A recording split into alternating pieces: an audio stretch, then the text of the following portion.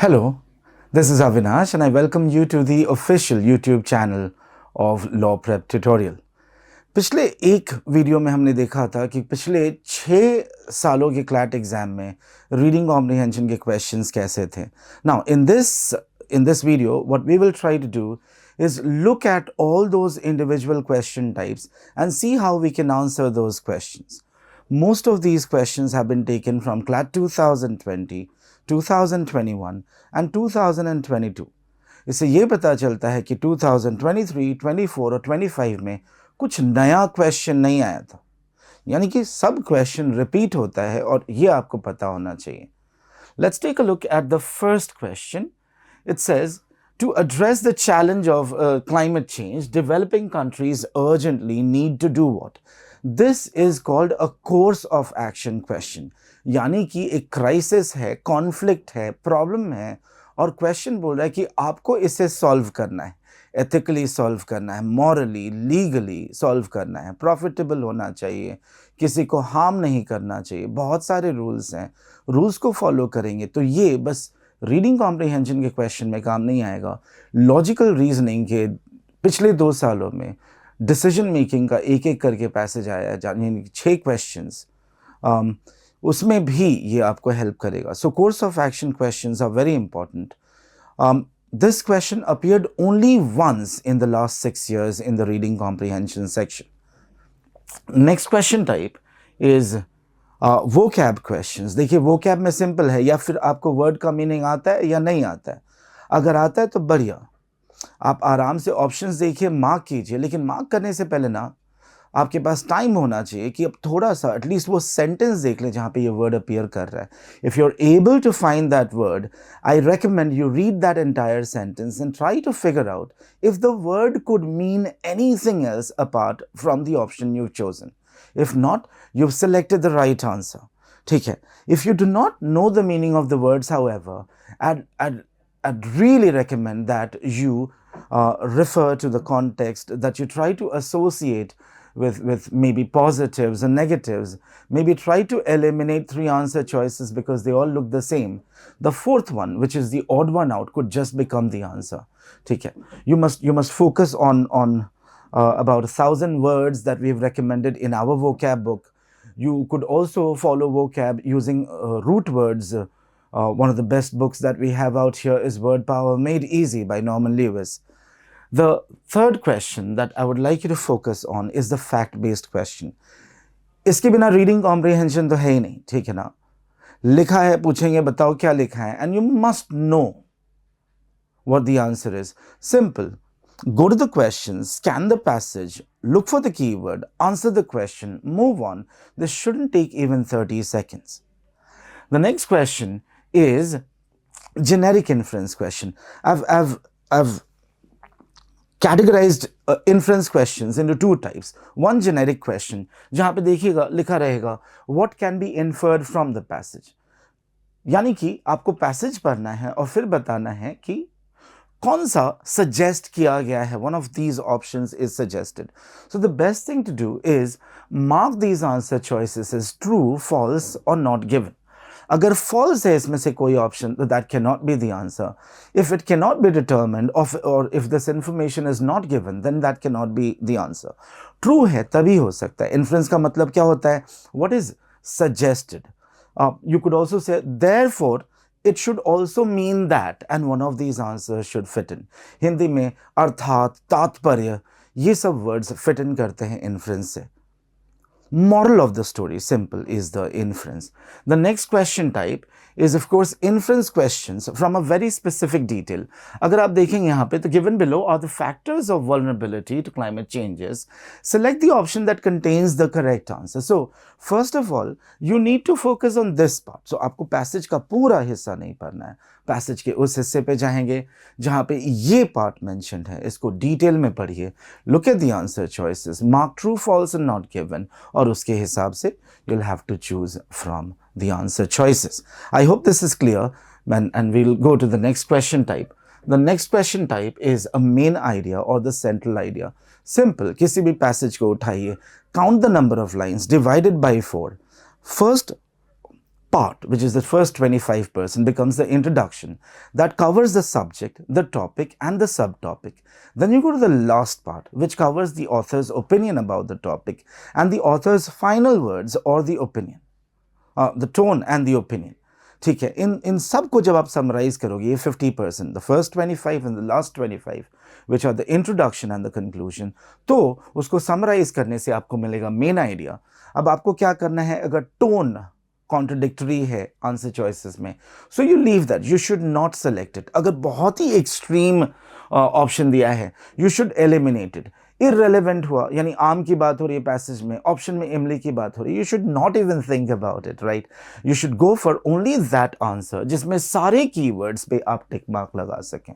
ठीक है, एक भी गलत तो वो आंसर सही नहीं हो सकता. All of them must be tick. So यहाँ से एक और चीज़ सीखने को मिलता है कि देखो, आंसर चॉइस अगर गलत है ना, तो बहुत सारे रीजंस हो सकते हैं गलत होने के, लेकिन सही होगा तो all of these reasons must be correct. What is easier then? It is easier to eliminate an answer choice than to select an answer choice. Look at one answer, any random answer, A, B, C, D में से, you've got only a 25% probability of getting that answer right. लेकिन अगर 3 answers गलत हैं और उनमें से चुनना है कि कौन से गलत हैं, you've got 3 out of 4 chances of ensuring कि आपने eliminate सही किया है. बाकी you can do the math and we'll move to the next question. The next question is figures of speech. और लगभग 25 फिगर्स स्पीच आपको पता होने चाहिए. ये फिगर्स स्पीच शायद आपने अपने CBSE ICSE कोर्सेज में देखा होगा. Simile, metaphor, personification, onomatopoeia, sarcasm, irony, alliteration, pun, synecdoche, metonymy. तो ये एक लिस्ट है.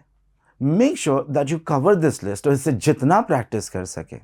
ठीक है, लगभग हर साल फिगर्स स्पीच के क्वेश्चंस आ जाते हैं और इसलिए ये इंपॉर्टेंट हो जाता है. एक एक करके 24 नंबर बनते हैं, है ना. बूंद बूंद करके समंदर बनता है. वैसे ही एक एक क्वेश्चंस पे जब आप टारगेट करेंगे, उन पे फोकस करेंगे, अपना स्ट्रेंथ बनाएंगे, तब तो जाके आपका क्लियर होगा. Alright, we go to the next question. This is a very specific question. देखो, हमें पता है पेकिंग, बेजिंग से पहले शायद पेकिंग था चाइना का capital. I am not very sure about it, but then think about this. Peking पता है, आइज पता है, लेकिन जब ये पेकिंग इज आइज आ गया ना, तो समझ में ही नहीं आ रहा क्या है. पैसेज पढ़ लो फिर भी समझ में नहीं आएगा. मैं जब गूगल पे गया तो पता चला packing is a breed of dog, और उसकी आईज जो होते हैं ना, वो बहुत बल्जी होते हैं, बाहर की ओर प्रोट्रूडेड होते हैं. तो अगर ये पता नहीं है, ये कल्चर ही पता नहीं, ये ट्रेडिशन ही पता नहीं, ये सेमेंटिक बैरियर अगर आ गया कि वर्ड्स पता है लेकिन उनका कल्चरल रेलेवेंस, उनका national, local, geographical, traditional relevance अगर नहीं पता है, तो इसे कैसे आंसर करेंगे. ऐसे क्वेश्चंस ट्रैप हो सकते हैं. कोशिश कीजिए कि ऐसे क्वेश्चन से दूर रहें अनलेस आपको डेफिनेटली उसका मीनिंग पता हो. We go to idiom based questions. वही है जैसे रेनिंग कैट्स एंड डॉग्स. अगर आपको नहीं पता है कि cats and dogs, raining cats and dogs का मीनिंग क्या होता है, तो फिर तो आप सोच में पड़ जाएंगे. अगर आपको पता है तो you will be able to answer the question. कुत्ते बिल्लियों की तो बारिश नहीं हो रही होगी डेफिनेटली, है ना. वैसे ही देखिए, तो this has got a geographical relevance. कहीं और एक बार जब बारिश हुई थी तो एक बहुत बड़ा स्टॉर्म आया था, तो स्टॉर्म में कुत्ते बिल्लियाँ फंस गए थे, और स्टॉर्म जब खत्म हुआ तो गिर गए बारिश के साथ. तो people said raining cats and dogs meant it was raining very heavily, है ना. तो एक cultural significance, relevance, geographical significance, relevance होता है. पता है तो सही है. जैसे एक छोटा सा एग्जाम्पल, ही पास्ड अवे. अगर नहीं पता है तो आप बोलोगे अच्छा कितना ही दूर गया हो बताओ ना, ही पास्ड अवे, तो आई पास अवे सून. लेकिन पास अवे का मतलब अगर मरना पता नहीं है तो फिर कैसे उसका मीनिंग ढूंढेंगे. तो phrasal verbs, idiomatic expressions, idioms आपको तो थोड़ा मेमोराइज करना होगा, और जितना रीड करेंगे ना तो उतने ये इडियोमैटिक एक्सप्रेशंस आपको मिलते हैं. And they should make your reading stronger, they should make your vocab stronger, your idiomatic expressions stronger. Focus करना है इस पर, ध्यान रहे. Then the next question type is cause effect. पूछेगा वाई, कभी पूछेगा what could be the impact of, यानी कि कारण पूछे या निष्कर्ष पूछे. कारण पूछा तो you need to find out the cause. निष्कर्ष पूछा तो you know figure out the effect, the conclusion क्या हुआ है. तो ऐसे क्वेश्चंस हर साल आते हैं. You can not avoid these questions. बहुत ईजी क्वेश्चंस जनरली होते हैं बिकॉज फैक्ट बेस्ड क्वेश्चंस होते हैं. लिखा होता है, आपको बस जाना है पैसेज में कीवर्ड्स ढूंढना है, जैसे मिसेस सैलमन ढूंढ लिया, she was convinced she saw that the man she saw committed, तो वो पार्ट जैसे ही मिलेगा you need to go there and try to find the answer. Generally जहाँ पे आपको लिंक मिलेगा, जहाँ पे आपको कीवर्ड मिलेगा पैसेज में, उसके 2 लाइन ऊपर और 2 लाइन नीचे के अंदर आपको आंसर मिल जाएगा. अगर उसमें भी आंसर नहीं मिला तो जल्दी से उस क्वेश्चन को स्किप कीजिए, आगे बढ़िए. बाद में अगर समय बचा पाए तो you need to come back to that question, otherwise let it be. मार्कियों का भी खराब ही जाएगा. Next question is a tone based question.